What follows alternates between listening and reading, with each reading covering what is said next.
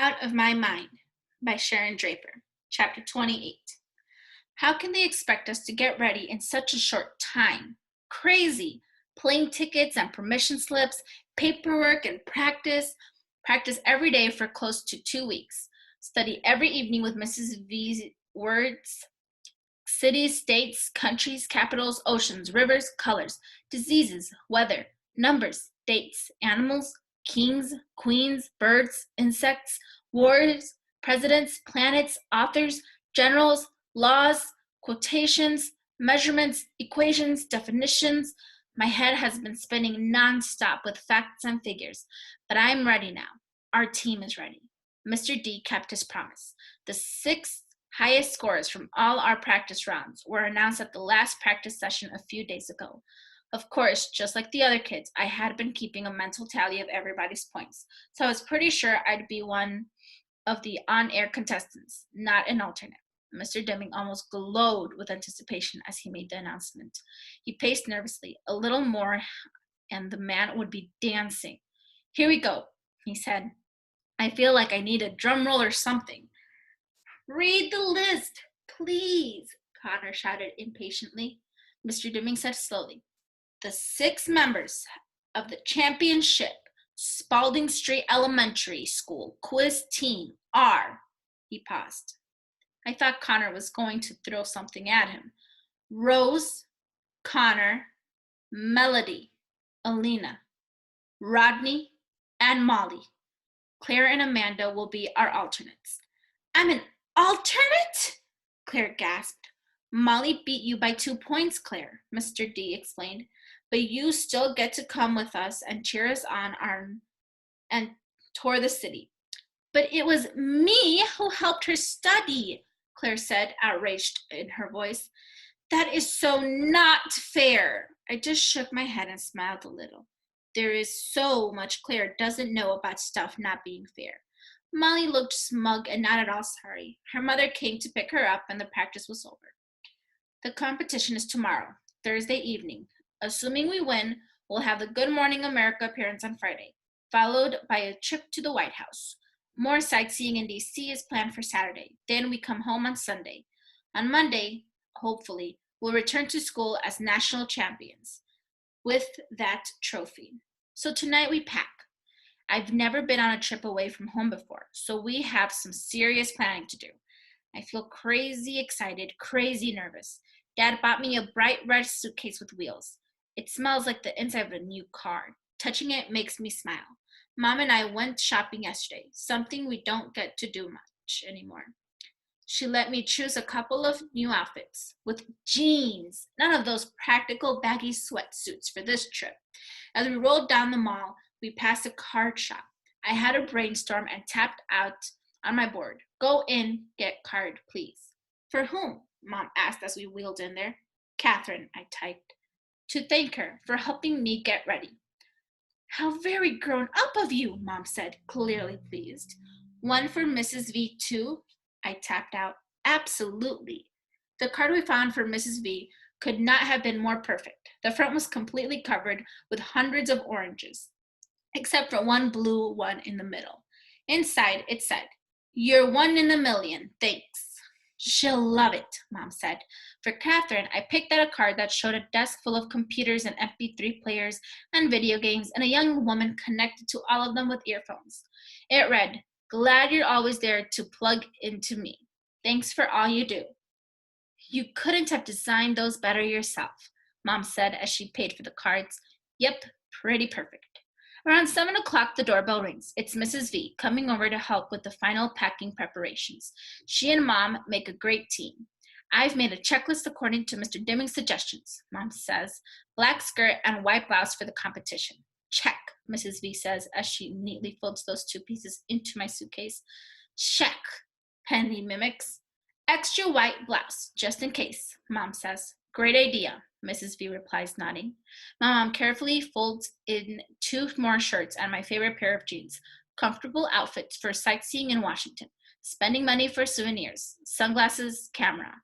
Check, check, check, Mrs. V repeats. Pajamas, toothbrush, deodorant, hair clips. All there. A warm jacket. No telling what this March weather will do. Check. Penny cries. Power pack for Meddy Tucker. Extra batteries, tissue, and wipes. Got it. Umbrella? For you or for Melody? Mrs. V asks with a laugh.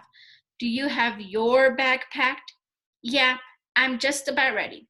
I'm nervous too, Mom pauses. You're the best, Violet. I know Penny will be safe with you while we're gone. And butterscotch, I interrupt. They both laugh. Mom continues. Frankly, without you, there is no way that Melody would be packing for this trip. Get card, Mom, I type. I reach my hand to the side, but I can barely touch the edge of my book bag hanging on my chair. Mom reaches into the bag, pulls out the envelope, and sets it on my tray. I push it toward Mrs. V. She opens it, reads it, then squeezes me so hard. I can hardly catch my breath. This one goes on my refrigerator door, she said quietly. I want to look at it every single day. She buries herself then with dusting off a pair of my shoes that have never taken a step. I'm a little scared, I admit. Nonsense, Mellow Yellow, Mrs. V tells me. I fully expect you to see you on Good Morning America with that 10-foot high trophy. That would be awesome, I type. Now tell me once more, Mrs. V says to Mom. What time does the plane leave tomorrow? Penny, take Melody's underwear off your head, you silly girl. Mom checks her papers. Plane leaves at noon. That means we should leave here no later than 9. Get to the airport by 10, get all checked in, make sure her wheelchair is properly taken care of and such. Then we can relax until it's time to board the plane. Mrs. V scratches her head. I wonder why they chose the noon flight. That will get you into Washington around 2. The competition starts at 7. That's cutting it a little close. Mr. Deming told us the hotel has a late check-in policy. The TV studio is just across the street from the hotel, so we'll be fine. As Mom closes and zips my suitcase, I feel tears come into my eyes. I can't believe this is happening. In just one day, I will be in Washington, D.C., on national television. I pray I won't screw up. I want to call Rose and see if she's nervous too.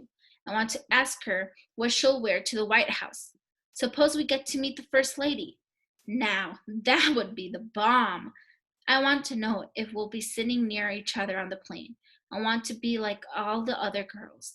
I don't sleep well that night. In the morning, Mom gets me bathed and dressed and fed in record time, while Dad gets Penny ready. Go see plane? She asks repeatedly. Fly, whee! Dad says as he flies her around the room in his arms. She loves it. We head outside and Mrs. V hurries over, camera in hand. She snaps pictures of me getting strapped in, my suitcase being loaded, and my brave and hopeful victory smile. Then she does it all over again with Dad's camcorder. No, we'll never be able to forget this morning. Penny darts about, chasing Butterscotch, running in circles around the car, which has been washed and shined. Mom, dressed in a cool denim suit and, surprisingly, a pair of late-style Nikes, loads our bags in the car, and we're totally ready to go by 8:45. Dad takes Butterscotch back into the house, then locks the front door on his way out. All set? He asks.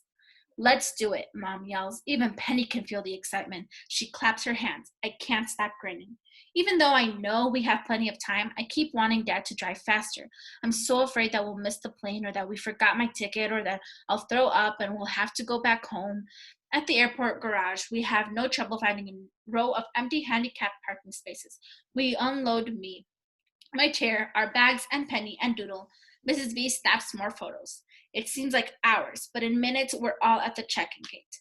Mrs. V pushes me. Mom carries Penny. Dad pulls a cart loaded with the luggage. And Doodle, it's 10 o'clock on the dot. Hi, Mom says cheerfully to the uniformed lady at the desk. We're here to check in for the noon flight to Washington, D.C. She hands the lady our tickets. The noon flight? The woman replies with a frown. She types and clicks, purses her lips, then types some more. Finally, she looks up. I'm sorry, ma'am, but that flight has been canceled. We've had loads of cancellations today. A late winter storm in the Northeast has caused backups all over. Canceled? My stomach starts to gurgle. Snow? Mom's voice sounds thick. But the weather here is sunny and clear. They've got 5 inches on the ground in Boston already, and more is predicted for this afternoon farther south. The FAA won't let planes take off in weather like that, so our whole system gets scummed up. Planes due to arrive here and then return eastward get canceled, meaning our afternoon flights can't depart. It's complicated. Sorry. The desk agent continues to type rapidly. She tells Mom, I can get you and your daughter on the next direct flight out, however. It leaves here at 7:23 p.m. and will get you into Washington at 9:07. The Weather Service has predicted that the storm system will have fizzled by then, so we can start getting folks where they need to be. Actually, tomorrow it will all be rain. My heart is thudding now. Would you like me to rebook you now? She smiles cheerfully. She doesn't get it. But the competition starts at 7, Mom mumbles weakly. Excuse me? I didn't hear you, the desk agent says. I can't breathe. Mom speaks a little louder. What about the rest of our group? We're traveling together, a group of school children, a quiz team actually. They were also booked on this flight. We've got a competition this evening. Oh, I remember those kids. They were here early this morning. Great group, so polite and well-mannered. They told me all about the competition and the huge trophy they might be bringing home. They came early? Mom croaks. It seems they all went to breakfast together, then came straight here. It's a good thing they did it too, or they wouldn't have gone out. Where are they? Mom asks. Oh, they got switched to the 9 o'clock flight, the last eastbound plane to get out before flights started getting canceled. They had to run down to the gate, but they made it just in time. I made sure of it. She looks down at her computer. Yes, that flight left about an hour ago. They're gone, Mom whispers. I feel like I'm going to choke. Are you and your family going to DC to cheer them on? The woman asks. She still doesn't get it. No, my daughter is on the team, Mom explains. We must get to Washington. Isn't there another flight, perhaps on another airline? The woman looks at me and blinks. She starts to ask, but then she catches herself, returns her gaze to her monitor, and begins typing furiously once more. I can hear her fingernails as they click on the keys. Dad places both hands on the ticket counter and leans in toward the agent. I've never seen him so angry. How could this happen? Shouldn't we have been notified that the flight was canceled? We try, sir, but it's not always possible, the lady replies, sounding truly sorry. We do always advise passengers to call ahead and check their flight status. But this was the trip of a lifetime. You can't possibly understand how important this is to my daughter. I squeeze my eyes shut. Stupid elevator music floats from the tiny airport speakers. I hear no beautiful colors. I smell no lovely aromas. All I can see is the darkness behind my eyeballs. I'm really, really sorry, sir, the lady says. What about connecting flight? We must get her to Washington this afternoon. The woman types and clicks for what seems like hours. Finally, she looks up. There are no flights to DC on any other carrier, sir, non-stop or otherwise. That weather system has grounded everything. There will be nothing until later this evening. I'm so sorry, she whispers. I open my eyes because they are filling with tears. Dad walks away from the ticket counter, his face scrunched into tight wrinkles. Then, without warning, he smashes his fist into the wall right next to where I'm sitting. I jerk my head up. I know that had to hurt. Ah!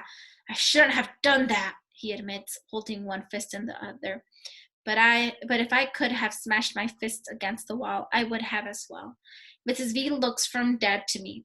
I don't understand how this could have happened either, she says to Mom.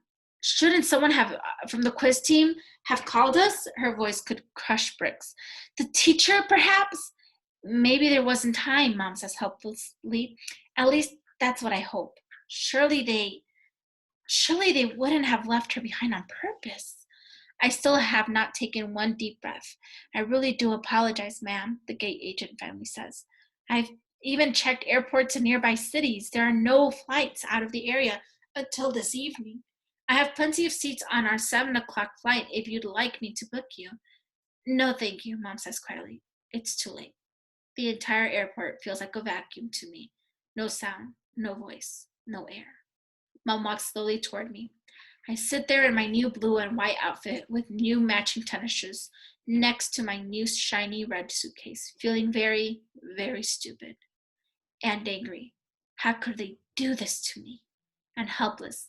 I hate feeling like this. Like when I was little and got stuck on my back like a stupid turtle. There was nothing I could do. Nothing. How long does it take to drive to DC? Mrs. V asks. I don't even look up. I know the answer. 10 hours at the very least, Dad replies with his voice soft. Go fly an airplane? Penny asks. No fly today, Dad says, touching her gently on her head with his good hand. Mom rolls me over to a bench on the other side of the check-in area. She kneels down in front of me. She's crying. I don't think I'll ever breathe again. Mom hugs me. It's gonna be okay, sweetie. You're still the best, the smartest, the most wonderful girl in the world. Somehow, we're going to get over this. No, I won't. Mrs. V wipes her eyes as well. She sits on the bench and takes both my hands in hers. Oh, baby girl, I know this is hard, but there is just no way to get you to Washington. I just sit there. The morning started out like crystal, but the day has turned to broken glass.